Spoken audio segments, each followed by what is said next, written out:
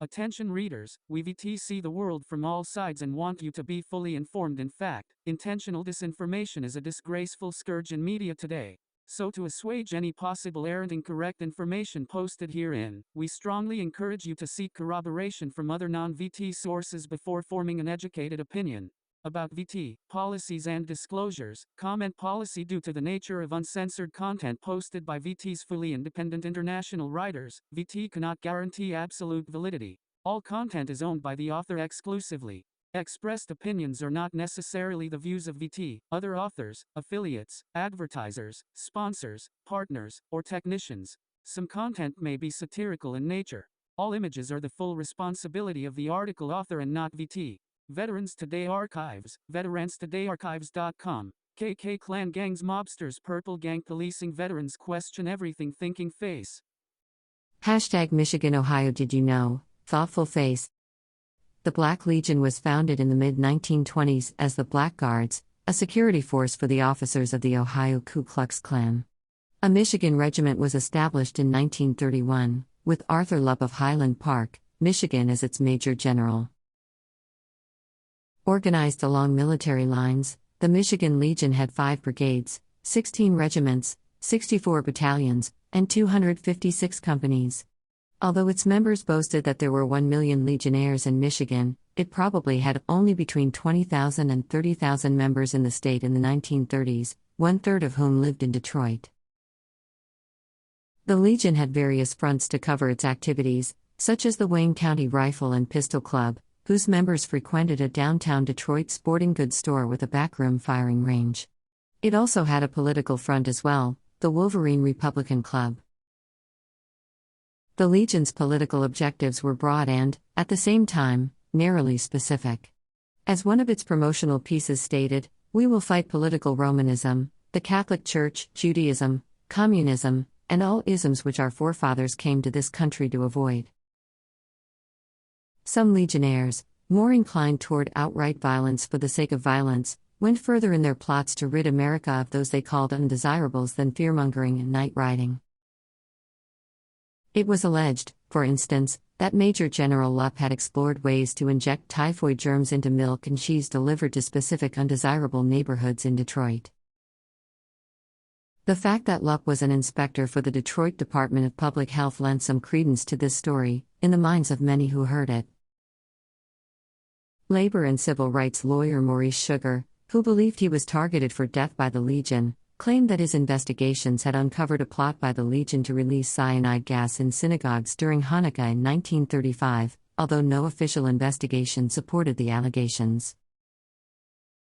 There was clear evidence, however, that Sugar's 1935 campaigns for a seat on Detroit Recorder's Court and on the city's Common Council were targeted by legionnaires for a series of dirty tricks and outright sabotage.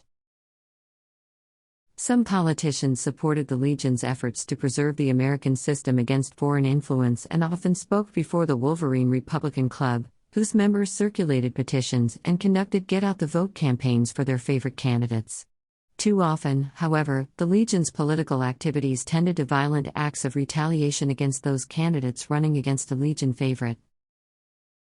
Running through the literature and rhetoric of the Black Legion was the fear of an international communist takeover of the United States.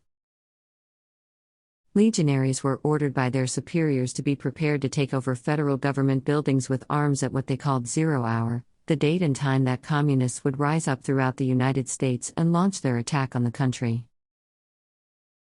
In truth, however, the Legion was led by unsophisticated men, petty men, as one researcher has noted, who were most interested in the pettiness of personal reform. Thus, the Legion saw as its enemies not only blacks, Jews, and Catholics, but also welfare workers and recipients and labor union organizers. Homer Martin, the first president of the United Automobile Workers Union, believed beyond any question that legionnaires had infiltrated his union for the express purpose of providing inside information to the automobile manufacturers, and that many Black Knights were members of the Dawn Patrol, the private security force that guarded many Detroit auto plants. The Legion also provided a job service for its members. Many joined the organization during the economically unsettled 1930s with the understanding that legionnaires would look out for their own in terms of jobs and promotions. It was alleged that the Packard and Hudson automobile plants were controlled by the Legion and that members would enjoy in those shops special privileges as a result.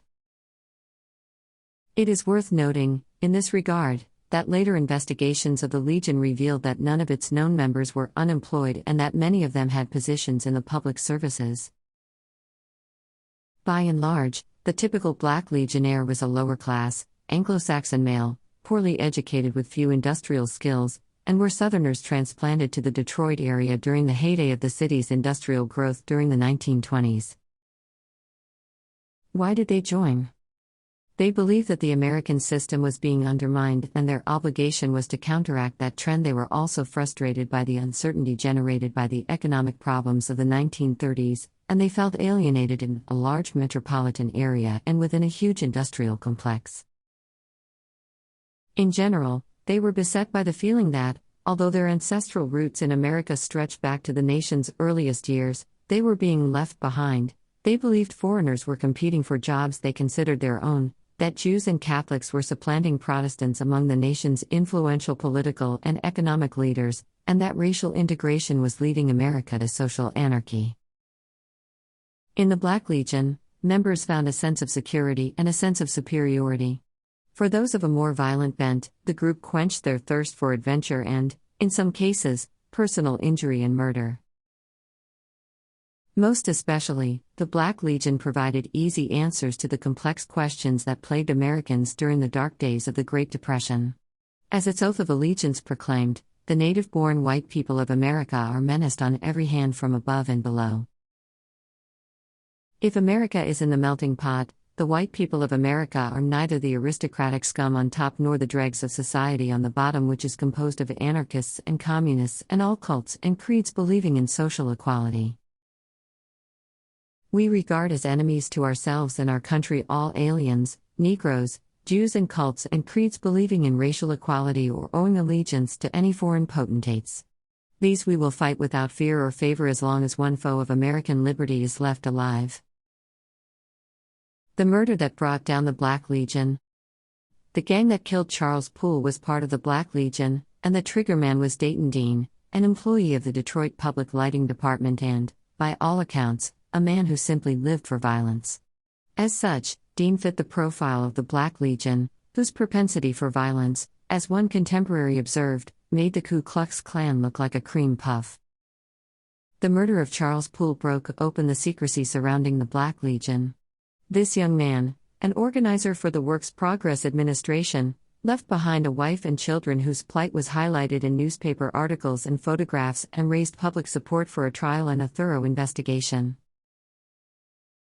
Opposition to the Legion was spearheaded by the Detroit Conference for the Protection of Civil Rights, representatives of 311 churches, and labor union, farm and fraternal groups in Michigan. Wayne County Prosecutor Duncan McCree pledged to bring Poole's murders to the bar of justice, a pledge he kept despite accusations by some of those he prosecuted that he had joined the Legion himself. 11 of the 12 men he tried in the Poole murder case were convicted, 9 by a jury on September 29, 1936, and 2 in a bench trial. The Charles Poole murder case, as the Detroit News put it, shattered the romantic air that had surrounded the Legion. Huey may look like romance and adventure in the moonlight, stated the News, but it always looks like Huey when you bring it out in the daylight. In the end, 11 members of the Legion were given life sentences for the Poole murder and others that were revealed during the trial and a subsequent grand jury investigation. 37 other members were sentenced to prison terms. The Black Legion was dead. Attention readers. We, VT, see the world from all sides and want you to be fully informed. In fact, intentional disinformation is a disgraceful scourge in media today. So to assuage any possible errant, incorrect information posted herein, we strongly encourage you to seek corroboration from other non-VT sources before forming an educated opinion.